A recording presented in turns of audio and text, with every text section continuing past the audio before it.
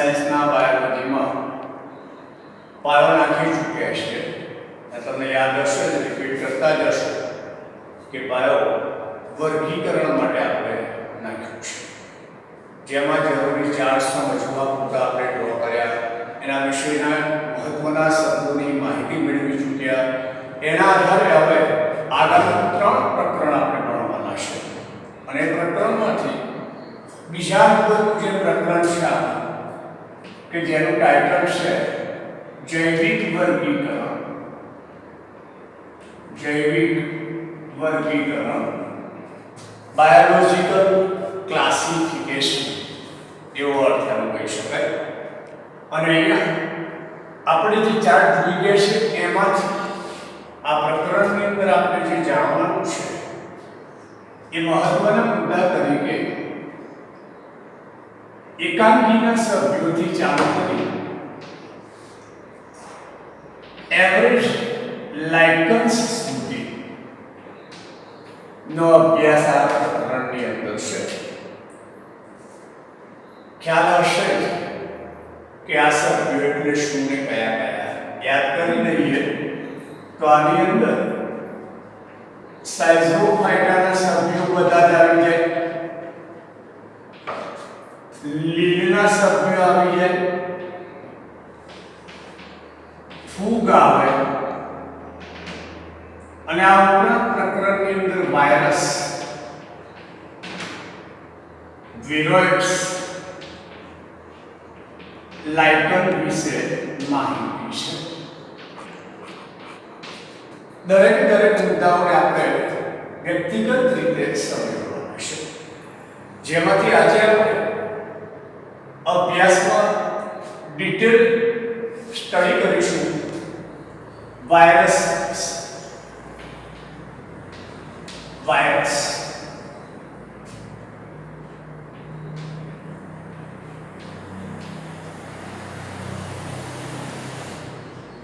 વર્ગીકરણની દ્રષ્ટિએ તમે જોશો તો આઇક્લરના ચાર્ટની અંદર વાયરસ, વર્ગીકરણની દ્રષ્ટિએ તમે જોશો તો આઇક્લરના ચાર્ટની અંદર વાયરસનું ક્યાંય સ્થાન નથી. પણ જો વિટેકરના ચાર્ટમાં જોશો તો વાયરસનો સમાવેશ એકેરિયોટામાં કરેલો છે. એકેરિયોટામાં સમાવેશ કે જેને બીજા શબ્દોમાં પ્રીમોનેરા તરીકે પણ ઓળખાવી શકાય છે. પ્રશ્ન તો એ શા માટે આઇક્લરના વર્ગીકરણમાં એ નથી જોવા મળતો અને વિટેકરમાં જોવા મળે છે? તો એનું સીધું સારું કારણ એટલું જ છે કે આઇક્લર જ્યારે વર્ગીકરણ વિશે માહિતી આપી એ દરમિયાન ઇલેક્ટ્રોન માઇક્રોસ્કોપ નહોતું શોધાયું, પણ વિટેકરે જ્યારે માહિતી આપી એ દરમિયાન ઇલેક્ટ્રોન માઇક્રોસ્કોપ શોધાયું અને એને પરિણામે વાયરસ વિશેની સઘળી માહિતી આપણે પ્રાપ્ત કરી શક્યા. તો આપણે આ વાયરસ વિશે સમજવા માટે છે ડિટેલમાં ઉદ્ભવ વિકાસીય દ્રષ્ટિએ એવું માનવામાં આવે છે કે સૃષ્ટિ પર સૌપ્રથમ આ સજીવોનું નિર્માણ થયું છે. એટલે સૌથી જૂનામાં જૂના સજીવો તરીકે ઘણા વૈજ્ઞાનિકો એને સ્વીકારે છે. વાયરસ વિશે કેટલીક માહિતી તમે અગાઉના ધોરણોમાં પણ મેળવી ચૂકેલા છે. હવે આપણે એ બધું રિવાઇઝ કરીને આખી માહિતી એના વિશે લઈશું. વાયરસના આકાર વિશે વાત કરીએ તો આકારો ભિન્ન છે. સ્ફટિકમય આકારનું જોવા મળી શકે છે. એમાં ખાસ પ્રચલિત આકાર જે છે એ ટેડપોલ આકાર છે. ખાસ પ્રચલિત આકાર વાયરસ ના પ્રકાર ક્યાં જોવા મળશે, વાંચવા મળશે? તો એ પ્રકાર એ કયા કોષ ઉપર એટેક કરી એ કોષનો વિનાશ કરે છે એના આધારે છે. દાખલા તરીકે બેક્ટેરિયાના કોષ ઉપર એટેક કરતો હોય અને બેક્ટેરિયાના કોષનો નાશ કરતો હોય તો એ દરમિયાન આપણે શબ્દ વાપરીએ છીએ બેક્ટેરિયોફેજ વાયરસ.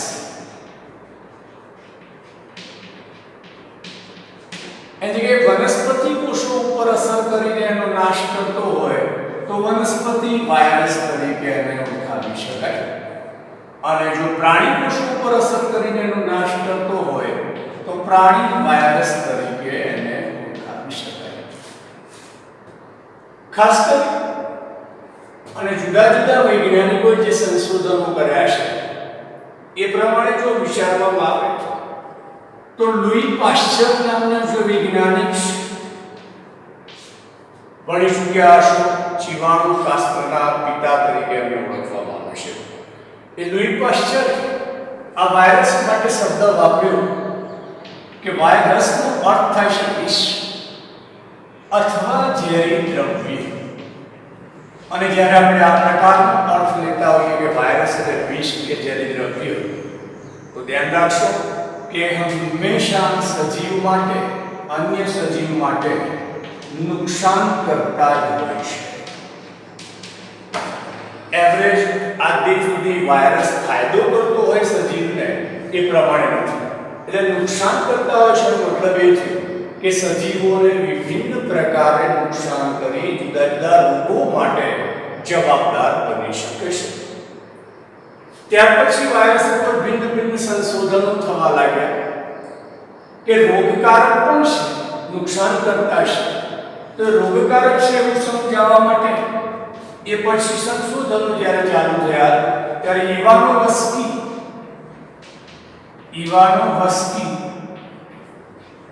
નામના સાયન્ટિસ્ટે એવી માહિતી આપી કે વાયરસ જે છે એ રોગ ઉત્પન્ન કરે છે. દાખલા તરીકે ટીએમવી નામનો વાયરસ, જેનું પૂરું નામ ધ્યાન રાખવું, ટોબેકો મોઝેઇક વાયરસ. ફરી બોલી રહ્યો છું, ટોબેકો મોઝેઇક વાયરસ, કે જે તમાકુની અંદર કર્મીર નામનો રોગ પેદા કરે છે.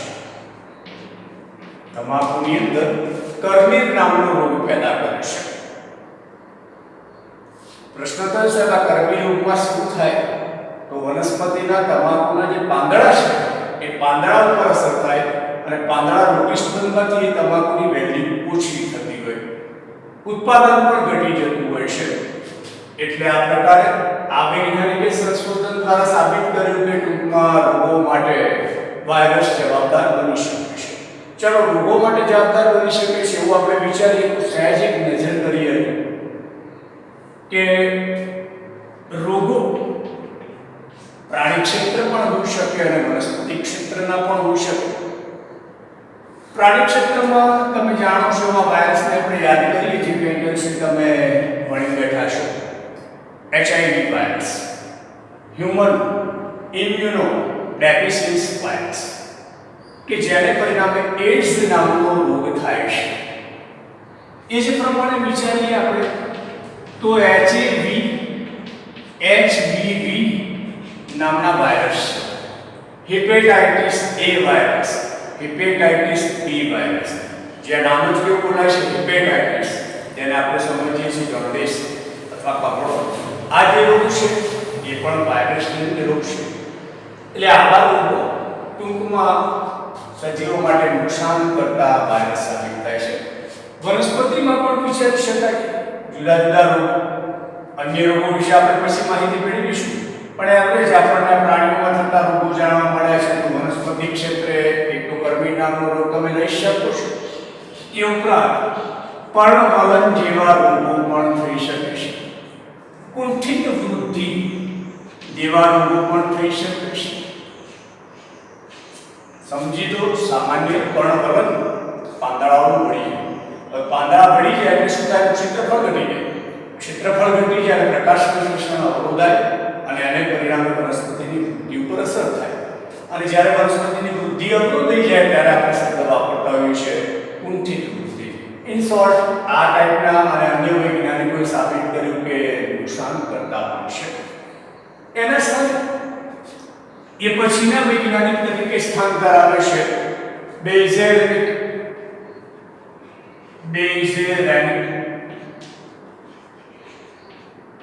અને આ વૈજ્ઞાનિકે પણ સાબિત કર્યું કે આ જે ટીએમવી વાયરસ છે એવા વાયરસ એ ચોક્કસ રીતે એક જીવંત રસાયણ કહી શકાય, ચોક્કસ રીતે જીવંત રસાયણ કહી શકાય. પ્રશ્નોત્તર સાહિત્ય આવો શબ્દ વાપરે તો વાયરસ કોષોની અંદર પ્રવેશ્યા પછી એ કોષની અંદર વિશિષ્ટ પ્રકારના દ્રવ્યો ઉત્પન્ન કરે છે કે જેના કારણે એ કોષને નુકસાન થતું હોય છે. એ પછીના વૈજ્ઞાનિક તરીકે જો આપણે વિચારીએ તો સ્ટેનલી નામના વૈજ્ઞાનિક છે. સ્ટેનલી કે જેમણે વિવિધ પ્રકારના પ્રયોગો કર્યા અને પ્રયોગોના આધારે સાબિત કર્યું કે વાયરસ પ્રોટીનમય રચના ધરાવે છે, આથી આપણે એને સ્ફટિક સ્વરૂપ આપી શકીએ. વાયરસ પ્રોટીનમય રચના ધરાવે છે, આથી આપણે એને સ્ફટિક સ્વરૂપ આપી શકીએ. આ ઉપરાંત ભિન્ન ભિન્ન વૈજ્ઞાનિકોએ એવું પણ સાબિત કર્યું છે કે વાયરસને બેક્ટેરિયા ફિલ્ટરમાંથી પણ કાઢી શકાય, મતલબ પસાર થઈ જાય છે, એટલે કે સરળતાથી એ સજીવની અંદર પ્રવેશ પામી શકે છે. આ ઉપરાંત વાયરસને ઘણા કહે છે અવિકલ્પી પરોપજીવી સજીવ. શબ્દ સમજો, અવિકલ્પી પરોપજીવી સજીવ એટલે કે જેનો કોઈ વિકલ્પ નથી એ પ્રકારના. આવો શબ્દ કેમ વાપર્યો? તો હાલ તમે જાણો છો બધા કે વાયરસજન્ય રોગો માટે રસી સરળતાથી શોધી શકાતી નથી. ચલો હાલનું વાતાવરણ છે એને પણ તમે યાદ કરો.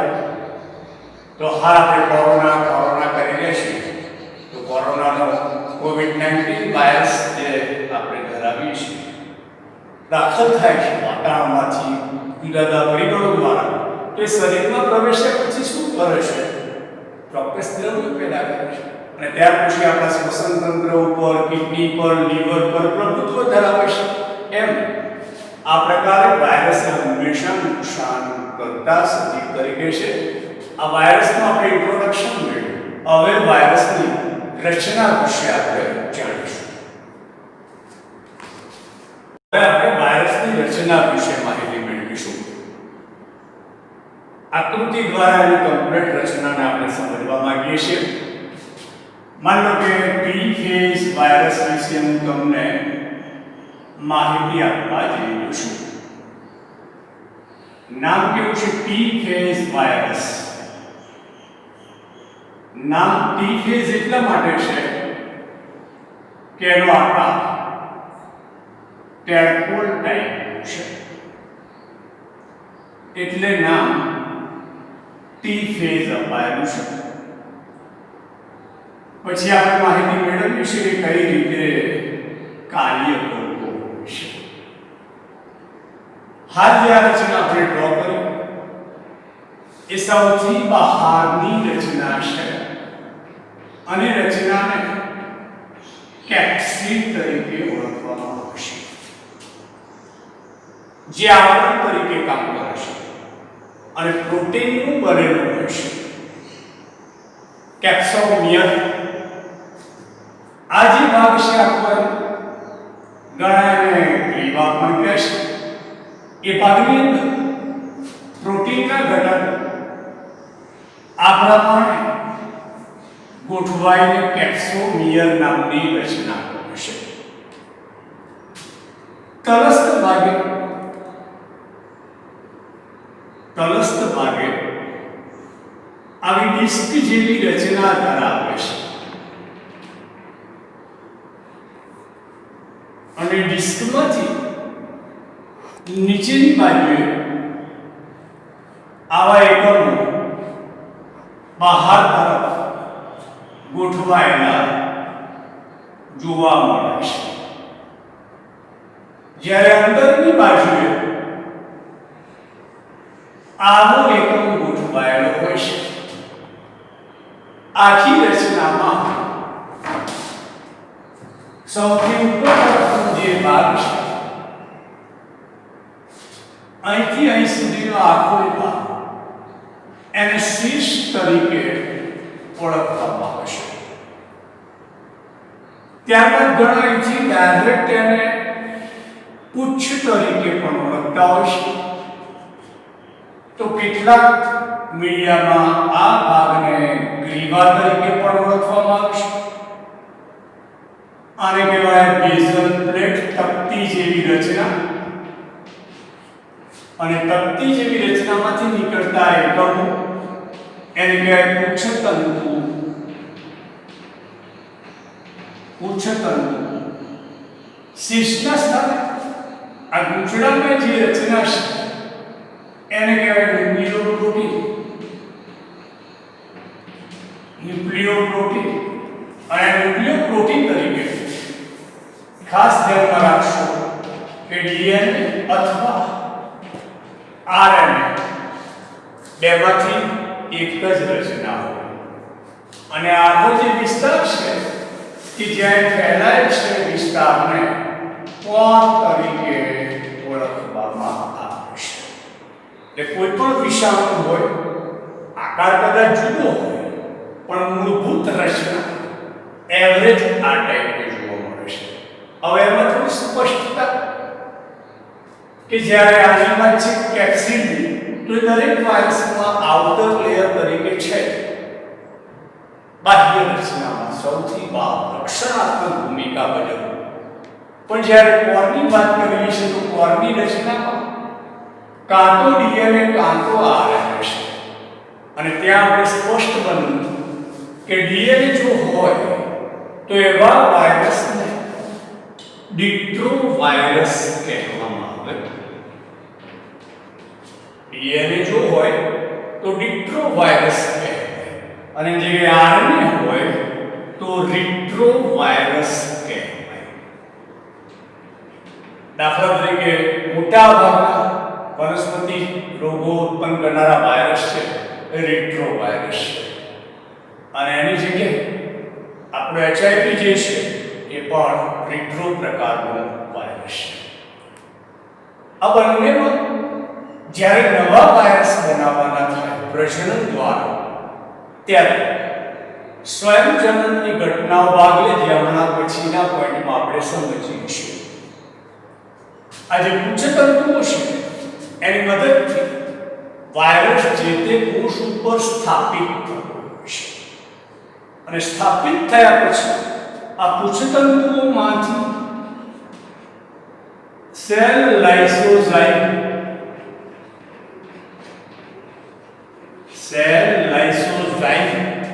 નામનો ઉત્સેચક, અને ઉત્સેચકની મદદથી યજમાન કોષના બાહ્ય આવરણમાં કામ પડે અને પછીની પ્રક્રિયાઓ આગળ થાય.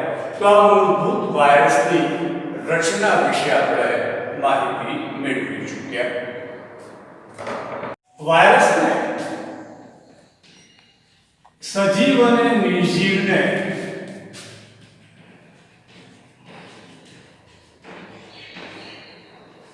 જોડતી કડી કહેવામાં આવે છે. અગાઉના ધોરણોથી પણ તમે આ શીખી ચૂક્યા હશો. આજે બહુ પરફેક્ટલી એને સમજી લો કે શા માટે વાયરસને સજીવ અને નિર્જીવને જોડતી કડી કહેવામાં આવે છે. તો એમાં બે વસ્તુઓ છે કે જ્યારે વાયરસ મુક્ત અવસ્થામાં હોય છે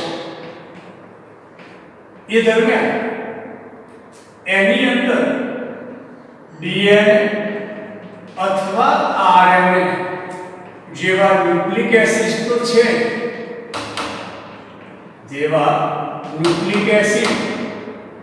એસિડ્સ છે, પ્રોટીનમય રચના પણ છે. આવરણ સ્વરૂપે જે આપણે ભણ્યા, પણ એની અંદર જીવરસ અથવા કોષરસ જેવા દ્રવ્યો હોતા નથી. અને જ્યારે એની અંદર આવા દ્રવ્યો નથી હોતા એને પરિણામે આ દરમિયાન એ નિષ્ક્રિય રહેશે. નિષ્ક્રિય રહેવાનો અર્થ કોઈ પણ પ્રકારની જૈવ પ્રક્રિયાઓ કરી શકતો નથી. નિષ્ક્રિય રહેવાનો અર્થ કોઈ પણ પ્રકારની જૈવ પ્રક્રિયાઓ કરી શકતો નથી. અને એટલા માટે મુક્ત અવસ્થા જ્યારે હોય ત્યારે આપણે એમ કહીએ છીએ કે ભાઈ એ વાયરસની નિર્જીવ અવસ્થા છે.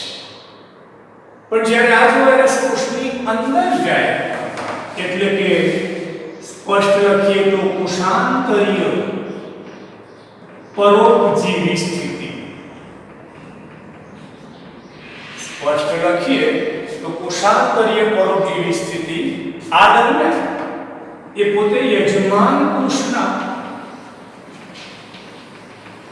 દ્રવ્યોનો,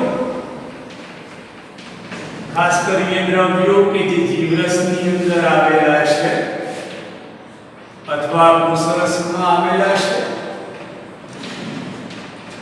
ઉપયોગ કરે અને પ્રજનન કાર્ય કરે છે, સંખ્યાકીય વધારો કરે છે અને એને પરિણામે આ અવસ્થા દરમિયાન એને જીવંત તરીકે ઓળખવામાં આવે છે. હવે આ વસ્તુને ટેમ્પરરી આપણે સમજીએ, ધ્યાનમાં લેશું. માની લો કે આપણી પાસે આ બેક્ટેરિયાનો કોઈ XYZ કોષ છે અને એની ઉપર આ વાયરસ સ્થાપિત, હમણાં સમજી ગયા છો, ઉચ્ચતંતુઓની મદદથી એ સ્થાપિત થશે અને એની અંદર આ છે એનું દ્રવ્ય, DNA, RNA જે ગણો, આ કોષનું પોતાનું દ્રવ્ય DNA, RNA યજમાન કોષ કહેવાય આ વાયરસ. હવે આ ઉચ્ચતંતુઓ દ્વારા યજમાન કોષમાં કાણો પાડશે. એટલે હવે પછીના સ્ટેપને જો આપણે સમજવા જઈએ તો કંઈક આવું થશે કે આ યજમાન કોષ વાયરસ બહારની બાજુનું જે કેપ્સ્યુલ છે, આવરણ, એ બહાર રહી જશે અને કાણું પડશે. એ કાણા દ્વારા એનો જે DNA કે RNA હશે એ યજમાન કોષમાં પ્રવેશ પામશે અને યજમાન કોષની અંદર પ્રવેશ્યા પછી આ બહારનું જે આવરણ છે એ નષ્ટ થઈ જશે. વાયરસનો ભાગ કે જે આવરણ છે ખાલી કેપ્સ્યુલ, અને અંદર ગયા પછી જો DNA હશે તો સ્વયંજનન નામનો ગુણ, સ્વયંજનન, એને પરિણામે સંખ્યાકીય વધારો થશે. આ રીતે DNA સંખ્યાકીય વધારો થયા પછી એ દરેક DNA ના ઘટકોની ફરતે, દરેક DNA ના ઘટકોની ફરતે ફરી પાછું આવરણ રચાશે અને અંદરની બાજુએ આવા વાયરસ પુનઃ તૈયાર થશે.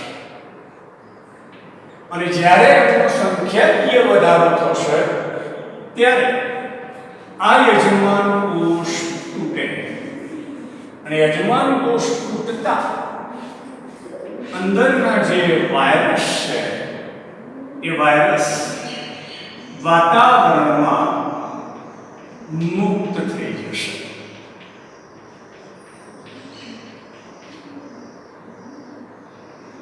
ફરી પાછા એ વાતાવરણમાં આવી ગયા એટલે ફરી પાછી એની સ્થિતિ થઈ ગઈ નિર્જીવ તરીકેની.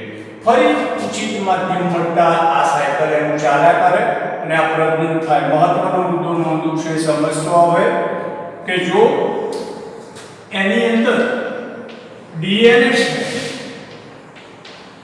તો સ્વયંજનન દ્વારા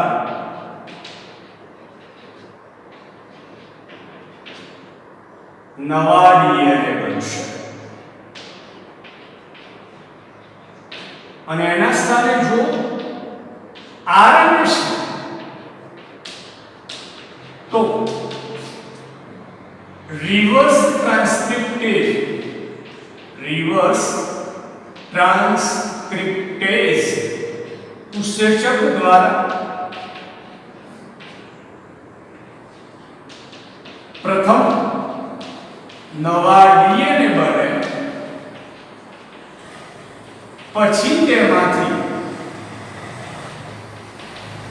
ટ્રાન્સક્રિપ્ટેઝ ઉત્સેચક દ્વારા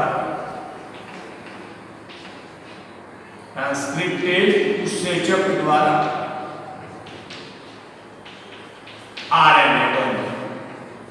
આ ખૂબ મહત્વનો મુદ્દો છે કારણ કે વાયરસ બે પ્રકારના છે. ડીએનએ ધરાવતા હોય તો રીટ્રોવાયરસ અને આરએનએ ધરાવતા હોય તો રીટ્રોવાયરસ. એટલે કયા પ્રકારનો વાયરસ કોષ ઉપર એટેક કરી અને પોતાનું જીવન ચક્ર પૂરું કરે છે એ માહિતી ખૂબ મહત્વની છે અને આ રીતે પોતાની સંખ્યામાં વધારો કરતા હોય છે. મોટે ભાગે બહારના પરિબળો મુક્ત અવસ્થામાં વાયરસ ઉપર કોઈ ઘાતક અસર દાખવી શકતા નથી એટલે ઝડપથી વાયરસ નષ્ટ થતા નથી.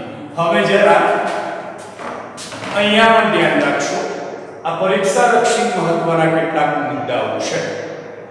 આપણે જોઈ ચૂક્યા છતાં રિમાઇન્ડ કરીએ કે પાશ્ચર નામના વૈજ્ઞાનિકે વાયરસનો અર્થ વિષ કે ઝેરી રસાયણ કર્યું છે. ડીજે ઇવાનોવ્સ્કી નામના વૈજ્ઞાનિકે ટોબેકો મોઝેઇક વાયરસને શોધ્યો. એના કારણે તમાકુમાં ગરમી રોગ થાય છે એવી માહિતી આપી. એમડબલ્યુ બેઝેરિનેક વૈજ્ઞાનિકે ચોક્કસ રીતે આ વાયરસ એ જીવંત રસાયણ છે એવું સાબિત કર્યું. એ જીવંત રસાયણ અંગ્રેજીમાં કોન્ટાજિયમ વાયલમ ફ્લુઇડમ કહેવાય. અંગ્રેજી શબ્દ ધ્યાન રાખજો ક્યાંક એક્ઝામમાં કામ લાગે. ફરી બોલું છું, કોન્ટાજિયમ વાયલમ ફ્લુઇડમ તરીકે ઓળખાય. જ્યારે WM સ્ટેનલી પ્રયોગો દ્વારા સિદ્ધ કર્યું કે ભાઈ વાયરસને આપણે સ્ફટિકમય રચનામાં ફેરવી શકીએ છીએ. કેમ? તો હમણાં તમે રચના જોઈ કે એમાં પ્રોટીન આવેલું છે. વાયરસ માટે ક્યાંક વપરાતા વિશિષ્ટ શબ્દો છે. અવિકલ્પીય પ્રવૃત્તિની સજીવ કોણ છે? તો વાયરસ. મારા જેવા એમ કહેશે કે કોષીય રચનાનો અભાવ છતાં પણ સજીવ તરીકે વર્તી શકે તો પણ વાયરસ. બેક્ટેરિયા ફિલ્ટરમાંથી પણ પસાર થઈ શકે એવો સૂક્ષ્મજીવ તો વાયરસ. એ જ પ્રમાણે MCQ માટે આ વસ્તુ પણ ધ્યાન રાખશો કે વાયરસ દ્વારા જે વિવિધ રોગો થાય છે એમાંના કેટલાક આપણે જાણીએ ઘણા બધા છે. વાયરસનું આપણું વાયરોલોજી નામનું વિજ્ઞાન આવે છે. આપણે તો સામાન્ય માહિતી મેળવી રહ્યા છીએ. તો જે રોગો છે એમાં માનવ જાતમાં થતા રોગો છે. ગાલપચોડી જાણો છો, અંગ્રેજીમાં એને મમ્સ કહેવાય. ગાલના ભાગે જાણે લાફો માર્યો હોય સૂજન આવે એ પ્રકારની એની લાક્ષણિકતા હોય છે. બળિયા જે હાલ આપણને ક્યાંય જોવા નથી મળતા. પુરાના સમયમાં, જૂના સમયમાં, વર્ષો પહેલા બળિયા પૂરતા. બળિયા દેવ તરીકે આપણે પૂજા કરી બાધા ખડીઓ પણ રાખતા. એ બળિયાનો રોગ. વર્ષિક વિસલ્પિકા નામનો રોગ છે પણ સ્કિન સાથે સંકળાયેલો છે. શરદી જે સામાન્ય રોગ છે. ચેપી તાવ એ પણ સામાન્ય રોગ. સિઝન બદલાય ત્યારે એવરેજ દરેકને શરદી અને તાવનું ફિલિંગ થોડે ઘણે અંશે રહેતું હોય છે. તો આ બધા રોગ માનવમાં થતા રોગો છે. એના સ્થાને વનસ્પતિની અંદર પણ વાયરસથી રોગો થાય છે. જેવા કે કર્મી, જેના વિશે આપણે માહિતી મેળવી ચૂક્યા. પર્ણવર્ણ એ પણ જાણી ચૂક્યા. પર્ણકુંચન, પર્ણ આખું ચીમડાઈ જાય. પાંડુવર્ણ, પણ પીળાનું થઈ જાય. વનસ્પતિ નાના કદની રહી જાય તો વામનતા કહેવાય અથવા એને કુંઠિત વૃદ્ધિ પણ કહી શકાય. તો આ પ્રમાણે આજે આપણે માત્ર વાયરસ વિશે માહિતી પરિપૂર્ણ